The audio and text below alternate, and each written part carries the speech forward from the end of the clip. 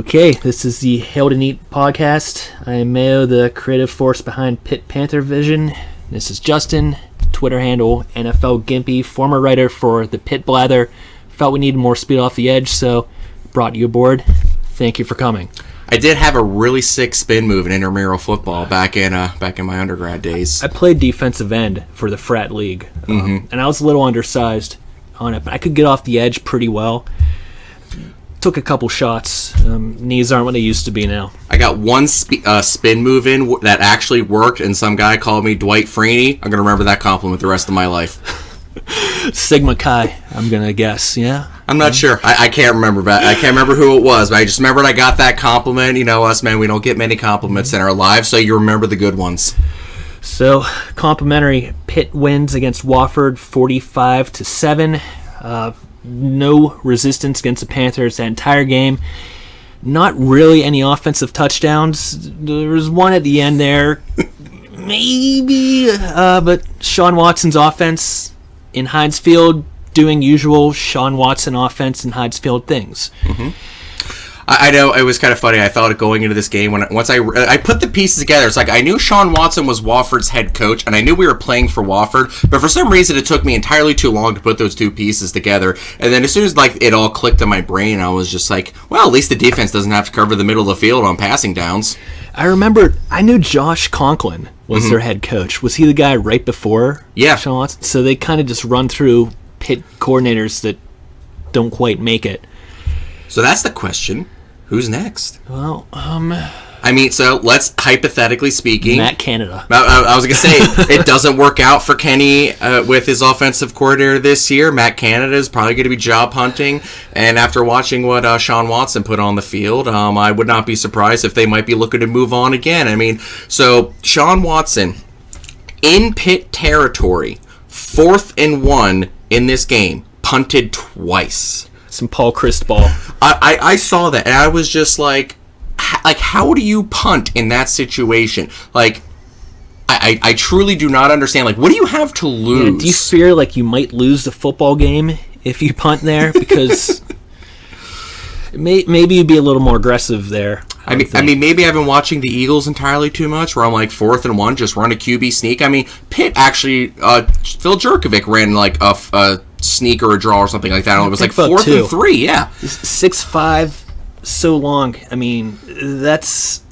We haven't really had that kind of size of quarterback in forever. No. It even seems like we've had all these quarterbacks in the past, like these Tinos and Chad Wojcik's guys who are not really the biggest guys. And you have a 6'5" guy back there now slinging the ball. Helps out the quarterback sneak. We're finally going to be able to do that Eastern Michigan thing in every 4th and 3rd and short. Just run to the middle with the quarterback. You'll be all right.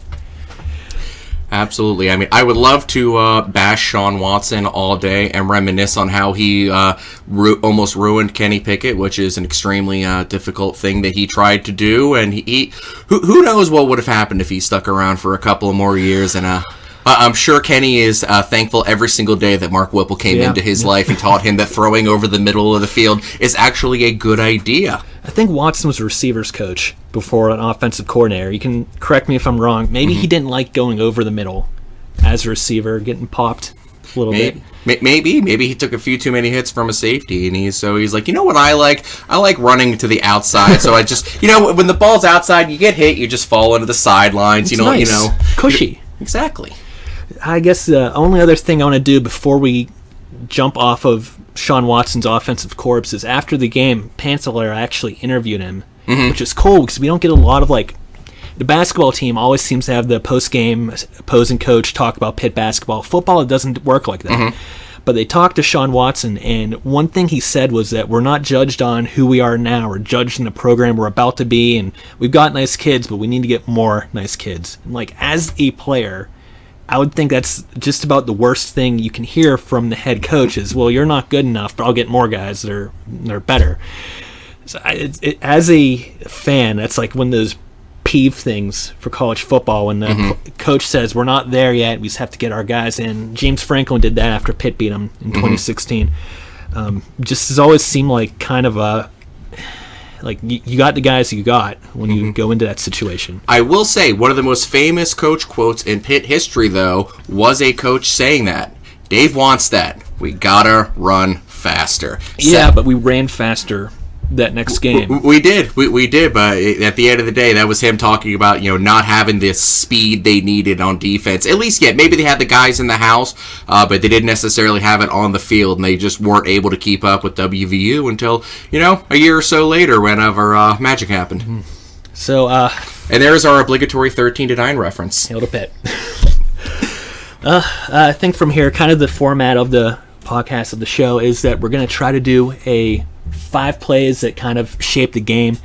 There's a disclaimer here for week 1, right? Yeah, so disclaimer for week 1. I think the most famous example of Pitt using the most basic, simplified offense ever, it was 2016 against Villanova. We all know how 2016 went with the offense. Maybe the most electric offense we'll ever see as Pitt fans.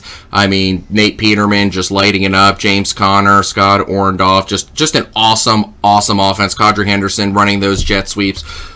Easily the most fun offense I've probably ever watched and probably ever will watch. Against Villanova, that offense did not look good. 28 points on the FCS team? Yeah, actually it was 21 points because Kadri Henderson actually had I think it was a punt return or a kick return. I'm not her. Sounds right. It was a return touchdown. I know it was that. I mean, no one's ever denied that Kadri Henderson was going to be an electric returner. You couldn't. There was no way to hide that on tape. But the offense just held everything back. So there was a quote. So Scott Orndorff tweeted this out. So people were talking about the 2016 Pitt offense.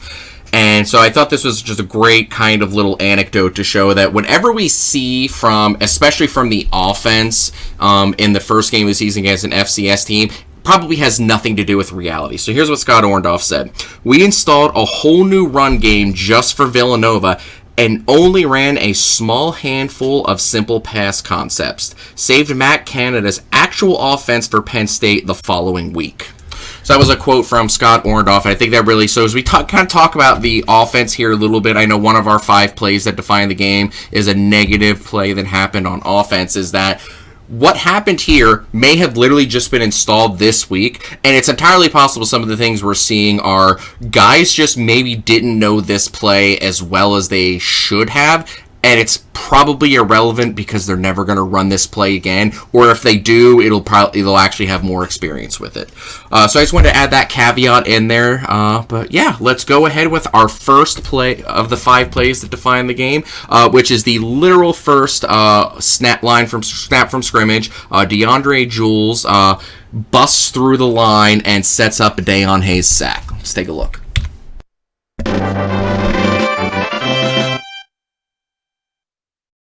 And it is a big and experienced front 7 for Pitt and coordinator Randy Bates. Corson under pressure, and he's dragged down. Deion Hayes, the most electric defensive end for Pitt, gets home for the sack and a loss of 8.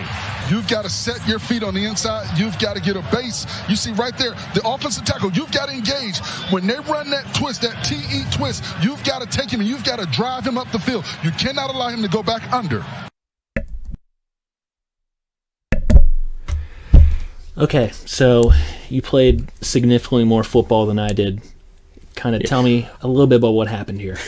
Yes, my experience as freshman starting right tackle is definitely going to pay off here. Mm-hmm. But yeah, so the main thing you see is DeAndre Jules just busts through the line. I mean, he had a much faster step than the left guard was expecting, and just blows right through the line. And the quarterback, was able to, get away from the pressure. But as a quarterback, it's really hard to maneuver around the pocket whenever you have inside pressure. When the pressures come from outside, you can step up in the pocket, you can move around a little bit, but it comes from the inside, and he does a decent job actually avoiding him. But unfortunately for him, Deion Hayes is also a very, very good pass rusher, and you can see kind of like does a little push off inside. And what jumps out to me on this play is Deion Hayes' hands. If you watch him, he gets squared up with the offensive tackle, and he uses his hands to disengage when he reads the play, pushes off, disengage, and get inside. That is like peak Charlie Partridge coaching right there.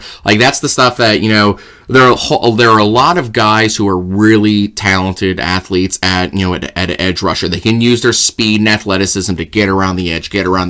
The high level play is when you aren't just trying to outrun the guy or outstrength the guy around the edge. You're using skill and technique. So watch hand, boom, pushes off, disengages inside. And for me, the tackling strength Hayes is showing there too. It's not like he has the guy fully in his body. This is an arm tackle. He gets him with both arms, rolls down. I know that's a Charlie Partridge, like this is how you tackle, grab the guy, fall down. But just really does, that's a tough grab to make on a guy running the other way. Mm-hmm. Yeah, and you mentioned that, like, the Charlie Partridge grab the guy and fall down. That's called the don't get a 15-yard penalty, which... Don't get me, I disagree with a lot of those personal foul penalties, but at the end of the day, they're going to get called, so you have to play in a way that, as much as possible neutralizes the opportunity for the happening. If you're just grabbing a guy and falling over, you're not going to get called for it. So that's a really good kind of anecdote as to, how you want to tackle a quarterback in the pocket to avoid that 15-yard penalty.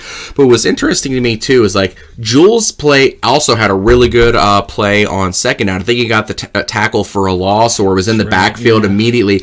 I did not see him on the field much after that, and then he randomly popped in for a couple of plays in the third quarter. I could be wrong on this because it's all sometimes hard to figure out, when you're watching in the stands, who is in what position. Sure. But I did not see him a whole lot until he played a couple of 2 or 3 downs in the third quarter, and I was kind of what is he doing out there? It was interesting that he would start, not seemingly play a whole lot, and then pop back in again in the third quarter. I wonder if Jules is a guy they're maybe keeping fresh, or they're expecting really big things, so they're kind of trying not to give too much tape on him. Kind of another guy who, it's not like they're worried about giving tape, but Rodney Hammond, he had, I think, 5 carries and a catch. Yeah, why would you run him? Looked explosive. Just he looked like he's primed for the big time. He had 5 carries and he got 2 touchdowns out of it. Had a nice reception too, and it's just nope, don't want to give him the ball anymore. We need him to be a stud this year. And I don't get me wrong, I love watching Daniel Carter run. He is just an absolute beast. It's fun to watch him run. It's been fun, yeah. I mean, the next time Narduzzi takes one of these FCS or MAC level schools, these games seriously, will be the first time. It's never been something he's really. It seems like they've never put a lot of preparation into, or this is the game that Nick Patty starts, even though Kenny could probably go, that kind of thing. So, to me, I think Jules, they just probably said, okay, we've seen enough, he looks good, we don't need to get him anymore. But we got 3 strings of defensive linemen, defensive tackles, defensive ends that we need to get into the game. First is see what they got, and then second, I mean, some of these guys are going to have to get on the field eventually, or else. DeAndre Jules is kind of one of those testaments to when you have a program. Like Narduzzi has a real program in place where you've got a guy who hasn't played backup special teams role in the past, but has stuck around, has worked, gotten better, developed. Now all of a sudden, you hear those whispers, you kind of read between the lines on quotes, and you start hearing Jules and NFL. I'm not I don't want to put any pressure on him or anything like that, but that's type of the whispers and suggestions you hear from people that he's primed to have a breakout year. And you don't have guys who are in the program for 5 years having breakout senior years unless you have a really good program and coaching staff in place where guys want to stay and they want to get better. So that's really a testament to Narduzzi, Heather just everyone, all the assistant coaches, everyone involved with the program to really make sure that you create that environment that guys want to stay. All right, let's move on to the next one.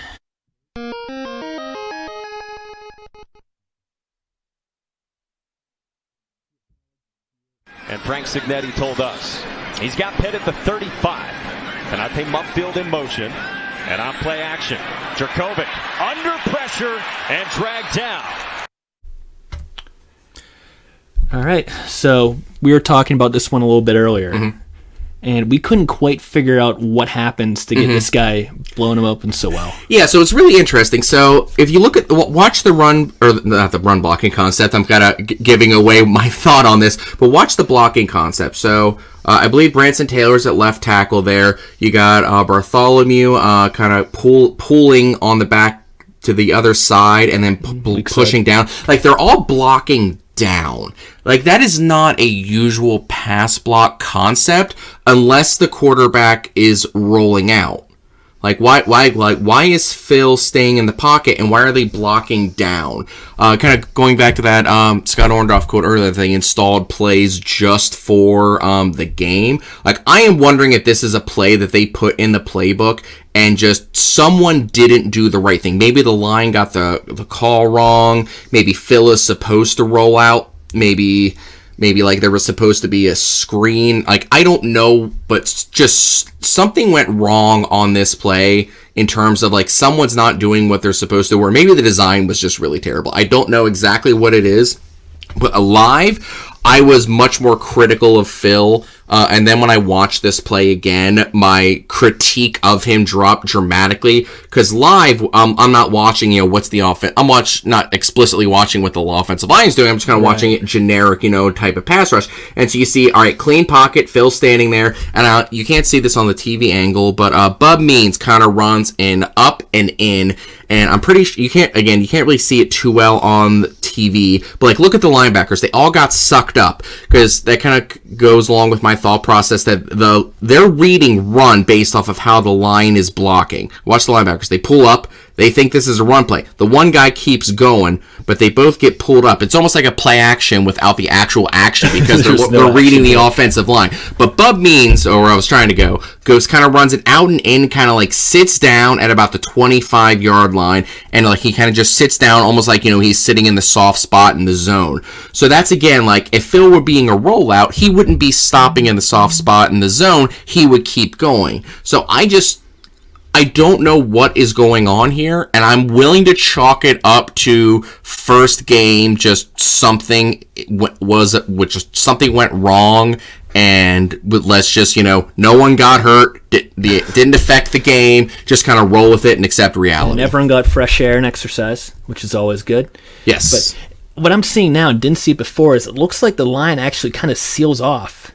Look at that. It looks like they're clearing up a run lane for running back on that play. Unfortunately, it's pretty small in this angle, but either that or like a flare out pass there for him. Yeah, because like if Phil were to roll right, that play would actually make a lot of more sense because that backside linebacker coming off his blind side isn't going to get to him anywhere near as fast because Phil's rolling right. I feel like the most obvious thing that was wrong here, I think Phil was supposed to roll to the right and didn't either. Just something didn't go right, and I think this is the type of thing where coaching can walk in, show them, they know what the play was supposed to be, like, hey, you do this, you do this, you do this, bam, fixed.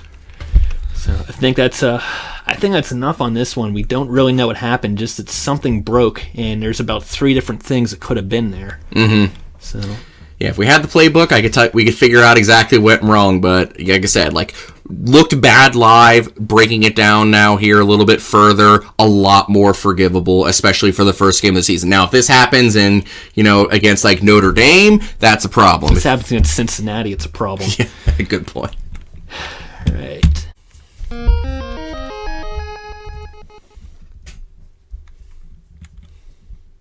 A half dozen years in different roles at Clemson for a while where he cut his teeth. Jurkovec keeps, quarterback design run, and Jurkovec streaks in for his first Pitt touchdown. Got around the edge and no one was there. You see the end come crashing down. That's the read for the quarterback. If the end stays out, he's going to leave the ball in the belly of the Okay, so that was our first touchdown, and you mentioned you saw it live in the stadium. I was here in the basement, but fooled both camera guys. You told me in the stadium. Yeah, it fooled everyone. Like, no one realized Phil had the ball until he was probably at about the 10-yard line. And what's kind of funny, when you look at it like in hindsight, as a read option, it's the easiest read a quarterback's ever going to have to make on a read option. That defensive end crashes hard. So, like, when you're a quarterback, you read that. Like, they probably didn't even expect Phil to keep a read option. So, you could be sympathetic to Wofford in that situation. But I think what I really like about this play is that it puts on tape that Phil can keep it. I don't think they're going to do it very often, but it's kind of funny. So for all of Narduzzi's paranoia about putting things on tape, this is the kind of thing you want on tape, because now whenever you're handing off to Rodney Hammond, on like zone reads and things like that, that defensive end's not going to crash because he has to respect that Phil might keep the ball. So it's really, it's a good thing to put on tape to force teams to respect that, because you probably don't want to do that with your quarterback too often, but it's good to know that he can do it. And he's not he's not going to kill people with his legs. He's not the most athletic speedster out there. I know he's 6'5", 230, but he's not like he's running like Cam Newton or anything like that. But at the same time, like, he's got enough leg to force you to that. When he's making that move, you have to respect it, and you have to play it honestly. So I think that'll be the type of thing that helps Rodney Hammond to get going a lot against Cincy, hopefully next week, when they actually, let him run the ball a little bit. Yeah, and I mean, people who look like me and watch football are total nerds for option plays. It's like the big, like, we love Paul Johnson, that kind of stuff. So we all know how to read this. This is a defensive end coming in. He bites the dive so hard that Phil just is able to basically jog into the end zone there. Interestingly, Wofford was a triple option team. I would say this is nice. We got work against a real offense, but again, Shawn Watson, head coach here. Is it? Yeah. Yeah, so not really, but there's almost no more to say about that. I get the sense, disagree with you, that I think Phil is going to run more. I think they want to use that athleticism as much as they can. And, just let him run forward for once is the joke answer here. But you mentioned him throwing off his back foot so much. At Boston College, he's running for his life. I mean, this is what it actually looks like when you have Green in front of you. He can do it. So kind of a dimensionless game. I don't think I was expecting too much, so it surprised me when he did it. I know they were talking about this in during various off-season interviews, like having a quarterback with athleticism. They kept saying it, but it just didn't quite register until you actually saw Phil doing it. Like there was a little bit of a subtle throwing a certain predecessor under the bus with not having athleticism, which is funny because Keaton Slovis had 2 rushing touchdowns yesterday. Which I haven't seen the clips of, but I would love to see how he got. One of them actually was, the first one was a read option. I didn't see the second one, but I think it was just like a QB sneak because it was only 1 yard touchdown. But clearly Phil has a lot more wheels than Slovis did, and that is an element of the game that they're certainly going to bare minimum force teams to respect. How much they use it remains to be seen, but they're certainly going to force teams to respect it. BYU always runs that kind of stuff. Actually, this is tinfoil hat theory, and we're definitely getting off on a tangent with it. Here's what Slovis thought. He thought he was going to Oregon State. Enters the transfer portal. That's what's going to happen. Oregon State lands DJ U. Booyah along the way. Nice. I hope I got that right, because I feel like I'm pretty close. Lands him, so Slovis doesn't have the landing spot. Ends up at BYU, probably the best option left for him. He's from Arizona. That's close to home, too. But Oregon State runs more of that downhill running scheme. They have those big backs all the time. And what's funny, so I was watching a bit of the Oregon State game earlier.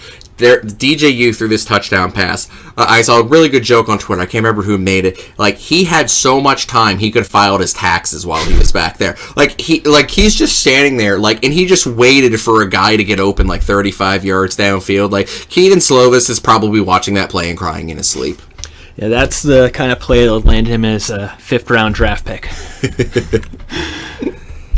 Moving on. Is the most improved position room on the Pitt roster from last year to this year.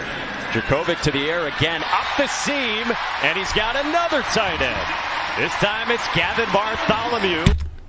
It's one of my favorite plays of the game for a bunch of reasons.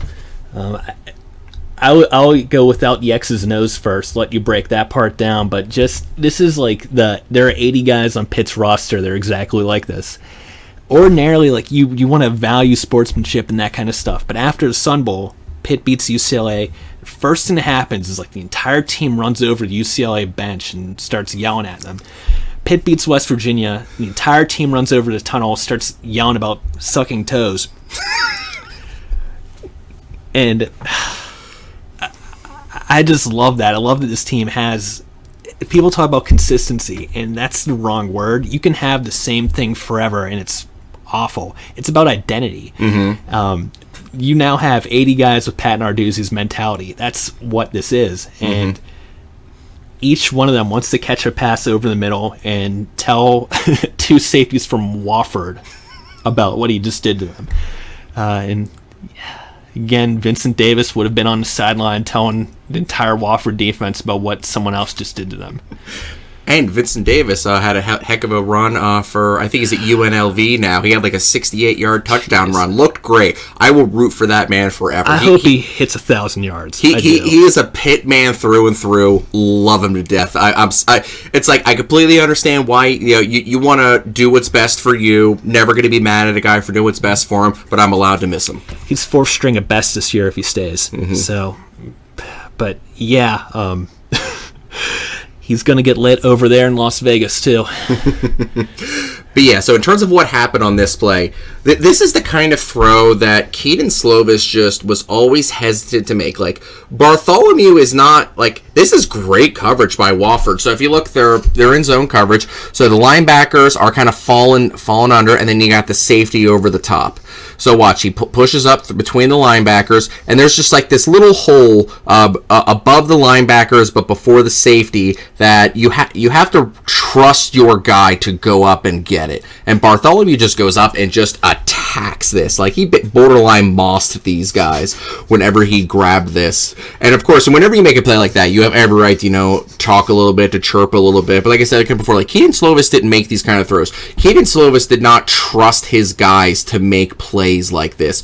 Like he's not open. That is great coverage. You just have to trust that your guy is better than their guys, which of course Bartholomew should be better than the bunch of guys on Wofford, but you still have to trust him and make that play to do that. And what's funny is this throw reminded me of Kenny Pickett against the Ravens last year. Threw this ball to Steve Sims in kind of a similar situation. You have to get it over the linebackers and under the safety in the zone. You have to trust your guy to go up and get it. Now, Steve Sims was the coverage wasn't as tight for Steve Sims, but also with NFL defenders, the ball has to be even more precise.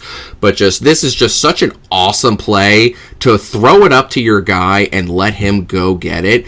And those are the kind of throws that if we're going to get upsets against like Florida State or Notre Dame, those are the kind of plays we need to make, where you just go up and just attack the ball and say, this is mine, you're not getting it. And we didn't have a guy like that last year. So if Gavin Bartholomew can be that guy, especially as a tight end, like tight ends are, I feel like the ideal NFL offense is 12 personnel. Like, I am extremely out of the norm on that front, but I feel like I'm out of the norm on that. Like, I'm looking at the Steelers this year. I'm like, you got to put Muth and Washington like on the field like 80% of plays. Like, I'm out of I'm probably wrong, but I'm just like, if you have two great tight ends, I feel like you can run anything. If you have two tight ends who can run, catch, block, I feel like it just opens up so much, and like I would love to see Pitt like run a little bit more with like Bartholomew. We'll talk about Carter Johnson here in a second. Like, I want to see some more of that stuff, because I feel like that just, especially with Pitt's offensive identity, they want to run the ball.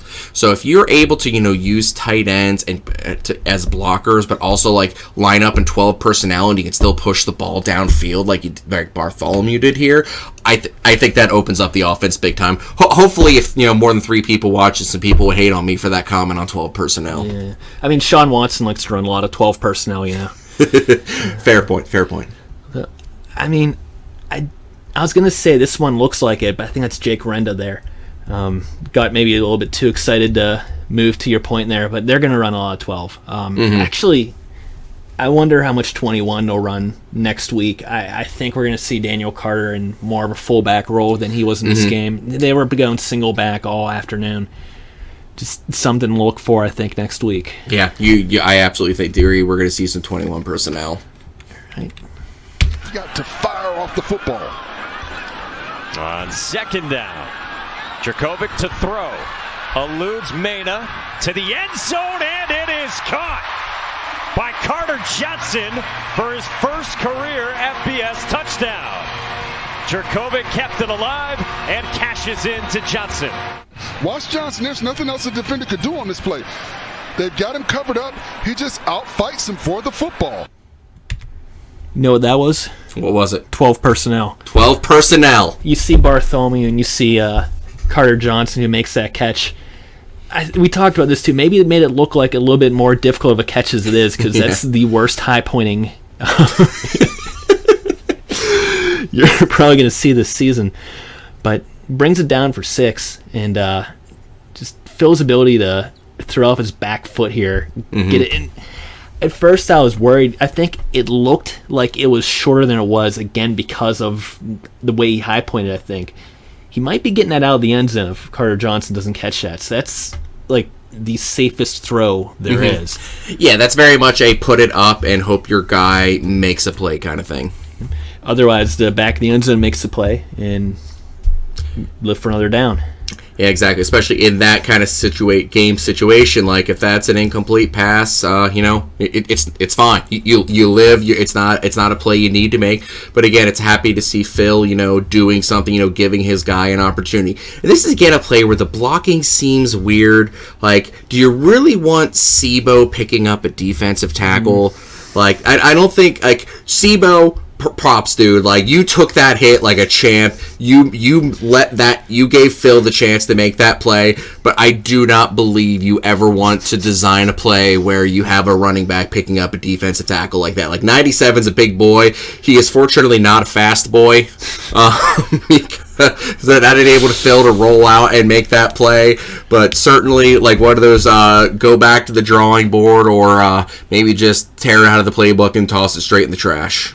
Yeah, and he just chips him a little bit here. But that's really all you need to make that play. There's a similar one. This is going back to 2021, because that's what you do as a Pitt fan now. When Kenny Pickett, 3rd down, Virginia, makes that throw to Addison. Addison steals the ball, but Daniel Carter makes that kind of same block. Yeah. So stakes are not the same. Daniel Carter was better at it. He's much bigger. But... yeah, props to Sebo. He does give him a chance here, and then off his back foot again. Phil's unfortunately pretty used to that. And yeah, as we were discussing earlier, Boston College technically fielded an offensive line during his helmets. time. They had numbers that were offensive linemen. They were not eligible receivers. They were larger than average human beings. They were same jerseys. They were technically offensive linemen. Yeah, and. I mean, not to even belabor it too much, but you almost worry about what that does to a quarterback. You mentioned Phil throwing off his back foot a little bit. In this case, he had to. But yeah, you worry he's going to start running too early, too many times, because Kenny did that a lot in 2019 early on. He wasn't used to not getting popped. Yeah, that's the type of thing where some guys, they can kind of get their way out of it, and some guys just get broken forever. Like, the most popular example, I think, of a quarterback just becoming broken by poor line play is David Carr, when he was the first ever quarterback drafted for the Texans whenever they started their franchise.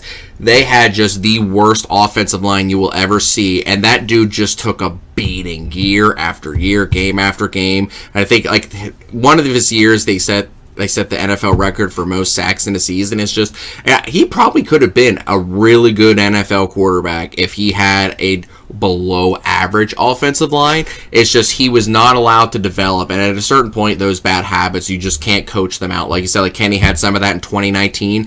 It was not so bad that he couldn't be coached out of it. Like, he was able to get coached out of it, and he's, and even still in the NFL, he still does get out of the pocket a little bit too early, but you could see it getting better as time goes on, and a lot of that comes down to, confidence in the scheme, confidence in yourself. When you're not confident in the scheme and yourself within it, that's when you start abandoning the pocket. When you trust yourself within that system, then you're able to stand there and take the hits, and Kenny's obviously showing that confidence now. Houston could have had a good offensive line. First pick in the expansion draft that year, Tony Baselli couldn't get healthy. All right, let's move on to my favorite segment. A number of things we need. We got to be better in the offensive line. So just as an FYI, we don't have audio here for the plays. When you hear that, I'm telling you, it's great. Okay. Paul can't stop mumbling. Fair enough. He couldn't for most of his tenure here.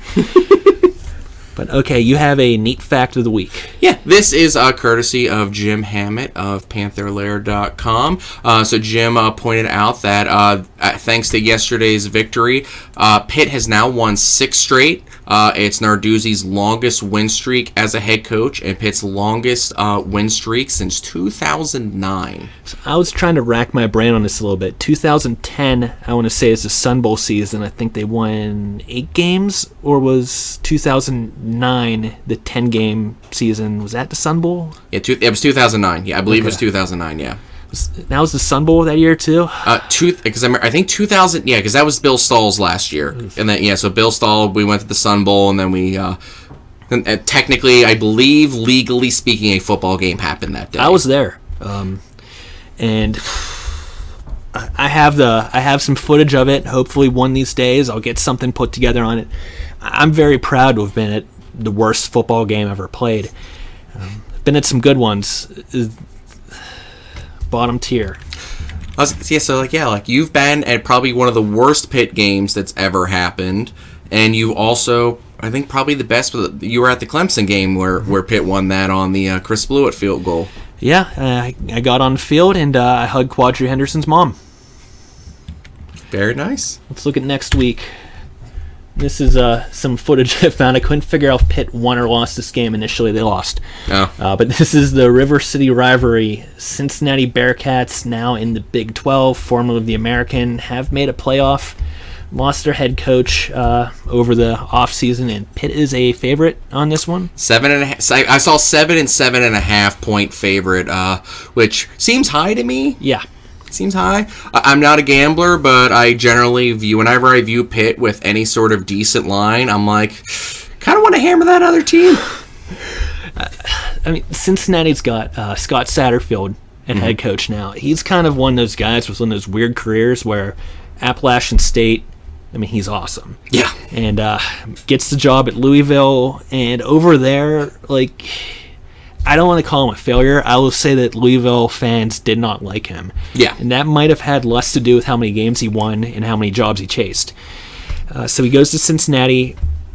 Kind of not sure if that's an upgrade or not.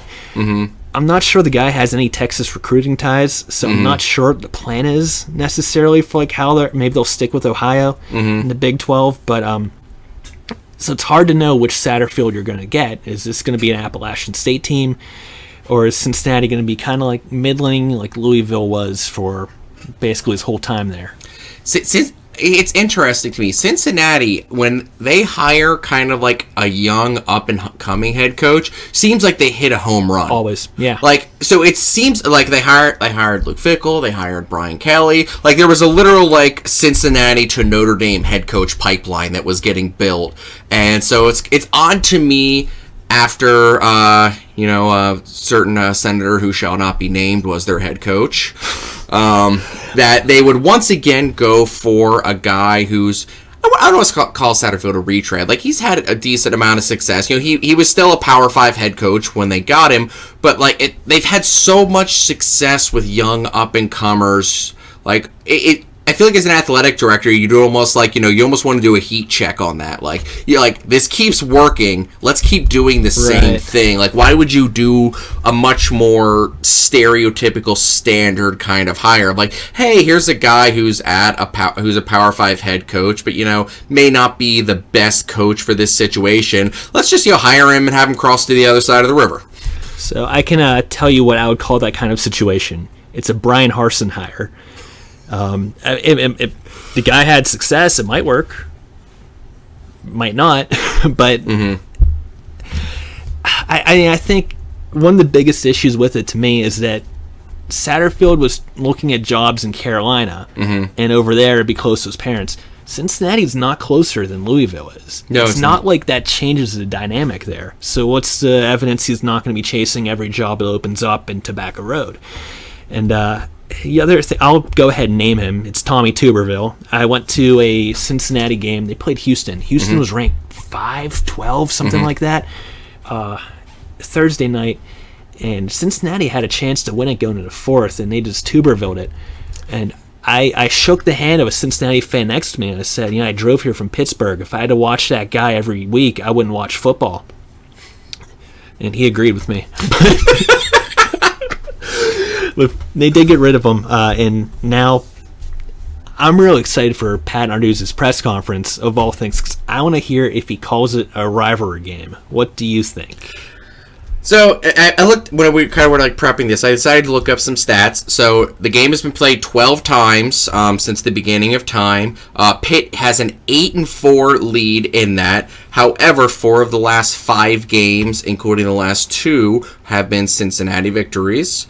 So, it's like...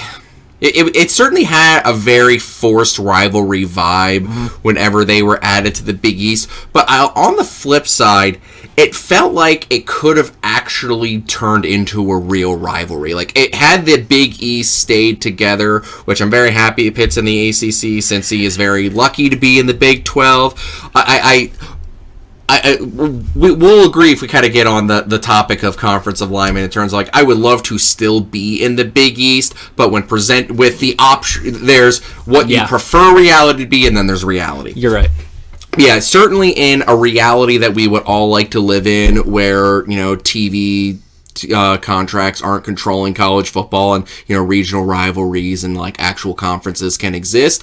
Pitt and Cincinnati, it could have absolutely turned into a real rivalry, because, Pitt was, I think Pitt historically is obviously well ahead of Cincinnati, but, during some various athletic directors, they decided to completely and utterly tank the football team for an absurdly long period of time until there was finally a recommitment. And I just probably we should say this every single episode. Thank you, God, for Heather Lyke. For now. Like, Heather, we love you. Please don't go to Ohio State. We love you so much here. Please don't go. We will do fundraisers. Like, please make your demands, and Pitt fans, we will find a way to do it because we love you. We have seen what the world is like without you, and we never want to go back. They were all easy decisions. I mean... I'll let it go. But yeah, so back on topic. Like, it actually could have turned into a rivalry, and it isn't one, but maybe in the future, when however conference alignment ends up, everyone knows that it's nowhere close to done. No. Like, at some point, Florida State and Clemson are going to find a way out of the ACC, whether it's the year 2036 or something else goes down. It's the ACC is going to blow up at some point.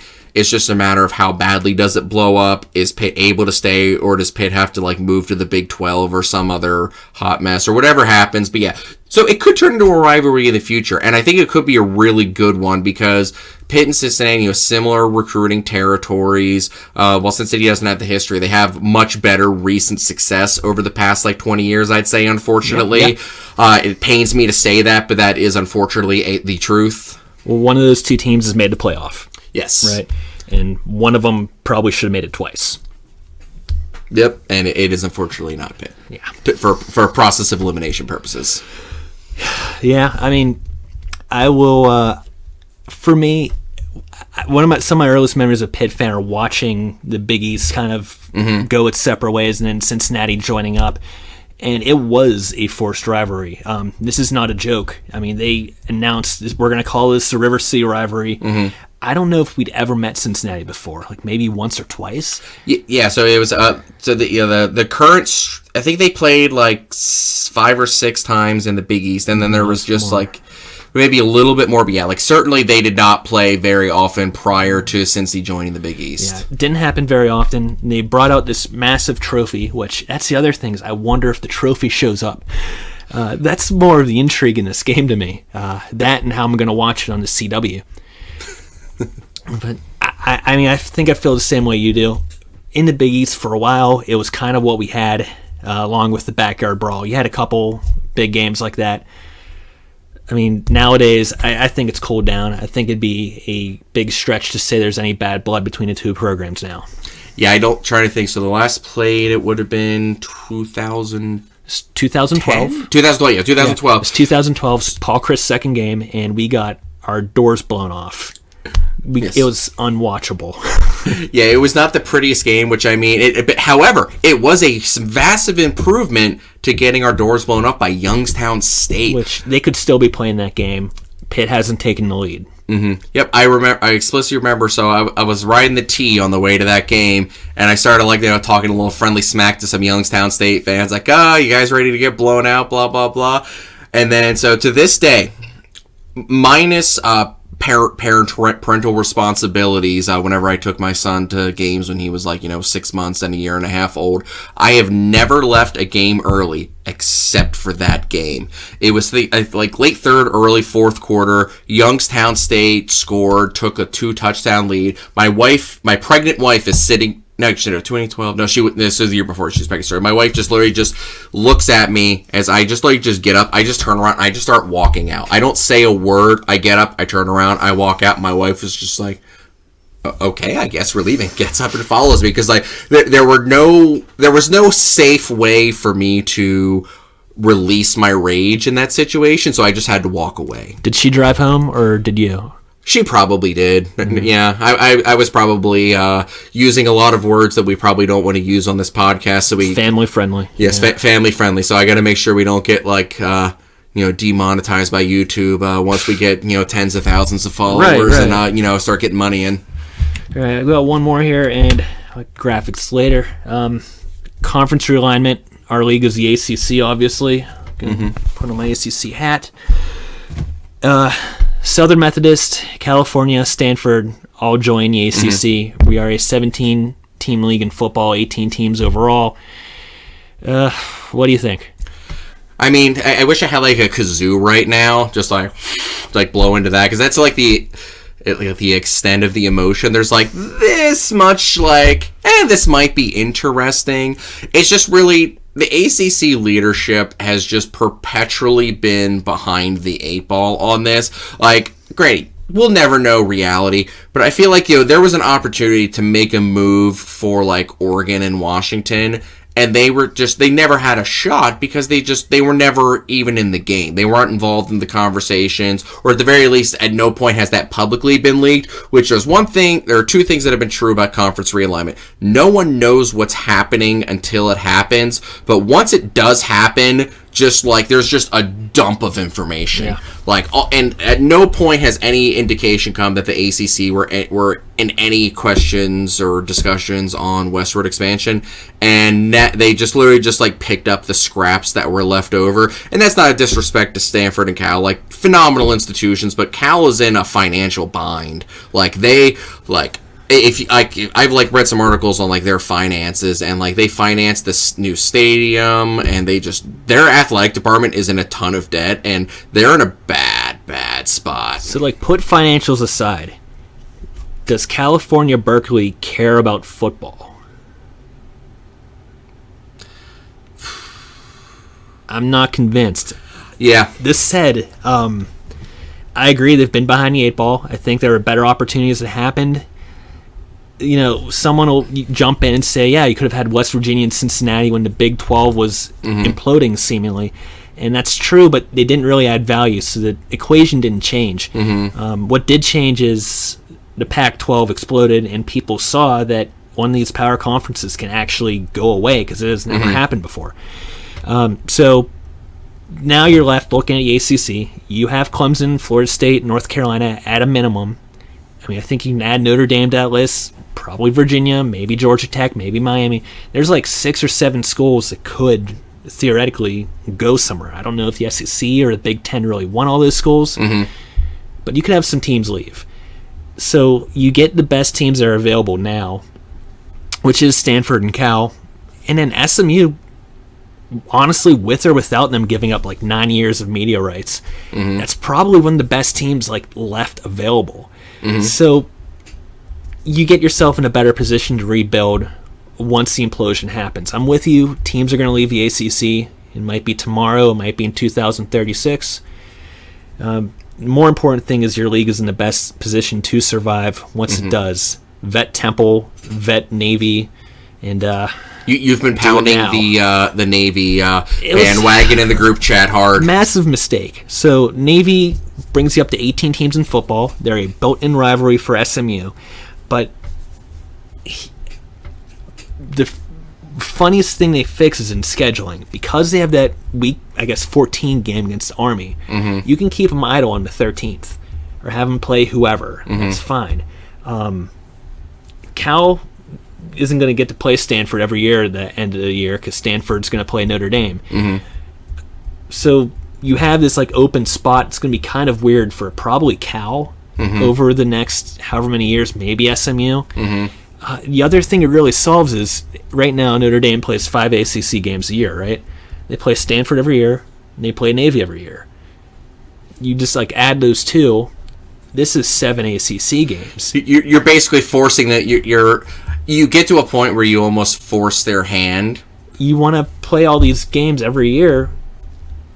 Now, I don't know if that actually works. I don't know if Notre Dame would just say, fine, we're leaving then. We're going to the Big Ten, see ya. Yeah, that could happen instead. Well, the one thing that I really want to see details come out on, so it's Cal, Stanford are taking lesser shares of the TV revenue. SMU's taking no TV revenue. I know they're still going to bowl sharing, and they'll get they have other revenue sources that can kind of somewhat make up the money losing from the American. It sounds like donors are going to be ponying up, for lack of a better term, some extra money. SMU's the university rich kids in Dallas and Texas really just go to. If you ever see them on TV, there's only callers in that crowd. One of those schools. So.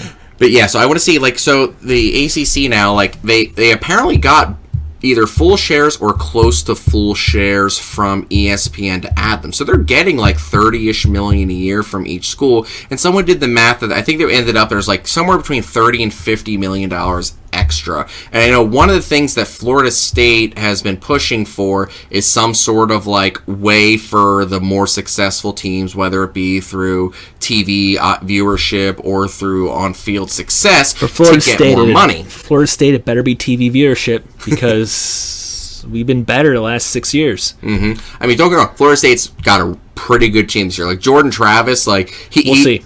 We'll see. Don't get me wrong. Florida State has lost more games with better teams than this. But at the same time, that's what I'm saying. I'm a huge Jordan Travis fan. He is. Whenever you have a quarterback as experienced and talented as him, that's always a great equalizer. But to get back to what I was saying in terms of that revenue sharing, how do they split that up?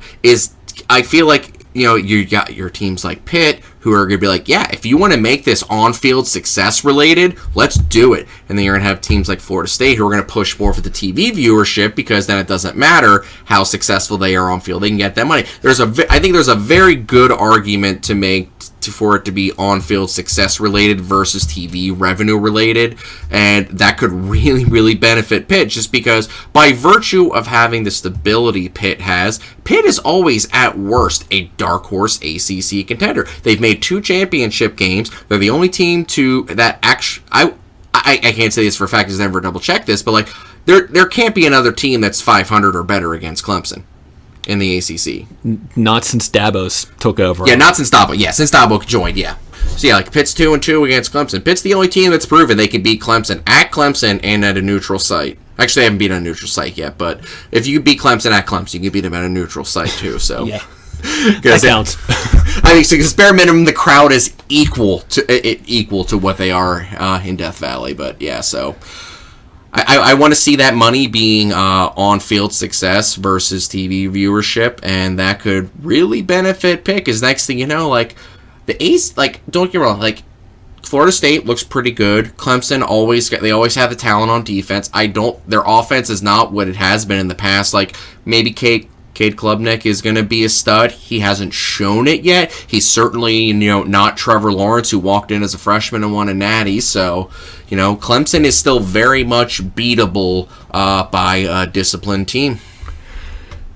Yeah, and I think when you look at those schools like Florida State, like a Clemson, and the other one's in there is North Carolina. The ACC is going to push for some kind of basketball success to be involved in its revenue too, because of course it's the ACC. Yeah, but to me, I look at the Big 12, Texas and Oklahoma leave. You think the lead's gone.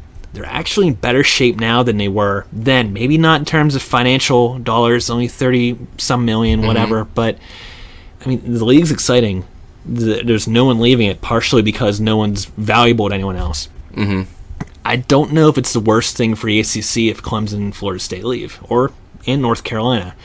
It's bad in terms of, like, national profile. It's bad in terms of making it to national championship games. But in terms of having a fun league, maybe it's better. What would be the backbreaker is if they change the playoff qualification rules. Because right now, I think it's the top 6 conference champions automatically get in the playoffs, and there's 6 at-large bids. I think that's a great setup. So now that the pack has died and will be officially or unofficially gone in a year or so, pour one out for him. Drop the F in the chat. But now that's gone, it's like, are they going to change? That's like the opportunity for them to change that rule, because an entire conference is gone. And if there's one thing I'm 100% confident in, it's that the major powers don't want to give, what we call now the group of 5. They don't want to give them more than one team in the playoffs. They're going to give them one to create the appearance of fairness. They don't want to give them more than one. So now that they're essentially down to 4 power conferences, and it's a very clear hierarchy of 2 and 2, so you kind of have that set up. Are they going to change the playoff rules? That is where the ACC could potentially die, is that no one's going to want to be in a conference that has no clear path to the playoff. Because one of the huge incentives right now for teams like, some like the Big 12 teams like your TCUs, they may not get the national profile of Texas, but they have a very clear path to the playoff. And if that is taken away and given to only the, a Power 2 conference setup, that is where that's where it could get really, really bad. So that's the scary thing to me, is like the end result of realignment is, if it only becomes a true 2-conference sport. I think that's all I got. Okay, Pitt versus Cincinnati next week. Hopefully we'll get back together then. Thank you. That was fun. Indeed. Hail to neat. Pitt, I guess, right? Yeah, hail to neat.